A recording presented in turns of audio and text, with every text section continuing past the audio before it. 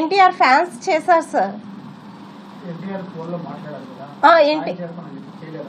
లేదు సార్, చేయలేదు sir. NTR fans వాళ్ళ ద్వారా మాకు 2 lakhs వచ్చింది సార్. 2,50,000 దాకా వచ్చింది సార్ మాకు. ఏం చెప్పారంటే అక్కడ మేము చూసుకుంటానమ్మా, నేను చూసుకుంటాను అని చెప్పారు సార్ ఎన్టీఆర్ సార్ నాతో. తెలుగు సినిమా ఇండస్ట్రీకి సంబంధించి వరుస వివాదాలు నడుస్తున్నాయి. మొదట నాగార్జున కన్వెన్షన్ సెంటర్, తర్వాత సమంతాని కొండ సురేఖ అందులోకి లాగడం, ఏది పడితే అది మాట్లాడడం, ఆ తర్వాత మంచి మోహన్ బాబు మంచి విష్ణు ఇష్యూ, తర్వాత రామ్ గోపాల్ సంబంధించినటువంటి అరెస్ట్ పీకల దాకా వెళ్ళింది, అదంతా నడుస్తుంది. ఇంకా అలాగే అల్లు అర్జున్ వ్యవహారం ఇవన్నీ నడుస్తుండగానే జూనియర్ ఎన్టీఆర్ వ్యవహారం ఇప్పుడు కొత్తగా తెర మీదకి వచ్చింది. మరి ఎంతవరకు నిజం ఏంటనేది ఒకసారి చూస్తే, రీసెంట్గా కొన్నాళ్ళ క్రితం దేవర సినిమా రిలీజ్ టైంలో మీకు గుర్తుంటే బోన్ మ్యారో క్యాన్సర్ ఉందనేసి ఆ పిల్లాడి పేరు కౌశిక్ అని ఒక పిల్లాడితో జూనియర్ ఎన్టీఆర్ వీడియో కాల్ మాట్లాడుతూ మనకు ఒక వీడియో ఉంటుంది. అందులో జూనియర్ ఎన్టీఆర్ మాట్లాడుతూ నీకేం కాదు, నువ్వు దేవర సినిమా చూస్తావు, నువ్వు ఆరోగ్యంగా ఉంటావు అంటూ కూడా చెప్పడం జరిగింది. అయితే ఆ వీడియోలో కానీ ఆ తర్వాత కానీ జూనియర్ ఎన్టీఆర్ అయితే మాకు డబ్బులు ఇస్తాము, అన్ని రకాలుగా ఆదుకుంటామని ప్రామిస్ చేశారు అనేసి ఒక మాట చెప్పినట్టుగా ఆ తల్లి చెప్తున్నారు.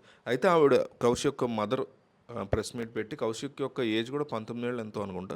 సో వాళ్ళ మదర్ ప్రెస్ మీట్ పెట్టి ఆవిడ ఏమంటున్నారంటే, జూనియర్ ఎన్టీఆర్ మాకు డబ్బులు ఇస్తాను, ₹1 కూడా ఇవ్వలేదు, మమ్మల్ని మోసం చేశారు అన్నట్టుగా ఆ లైన్స్లో ఆవిడ మాట్లాడుతున్నారు. అయితే ఇవిడ వెనకుండా ఎవరైనా మాట్లాడిస్తున్నారా లేకపోతే నిజంగా ఆవిడ బాధితులుగా మాట్లాడుతున్నారా అనే దాని గురించి క్వశ్చన్స్ నడుస్తున్నాయి.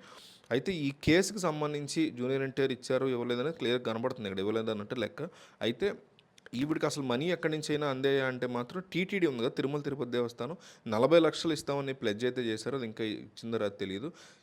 సీఎం రిలీఫ్ ఫండ్ నుంచి దాదాపు 11 లక్షల వరకు వచ్చినట్టుగా తెలుస్తుంది.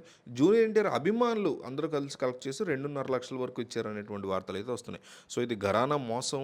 జూనియర్ ఎన్టీఆర్ ఇస్తానని చెప్పి ఇవ్వలేదా అనేది, మాట తప్పాడా అనేది మోసం అని మనం అనలేం, కానీ మాట తప్పాడా అనే దాని గురించి డిస్కషన్స్ ఉంటాయి. అయితే కానీ వాళ్ళకి అసలు ఏ రూపాయి రాలేదనేది మాత్రం ఖచ్చితంగా మనం నమ్మడానికి లేదు. ఎందుకంటే దాదాపు ఇవన్నీ లెక్కేస్తే 53.5 లక్షల వరకు వచ్చాయి.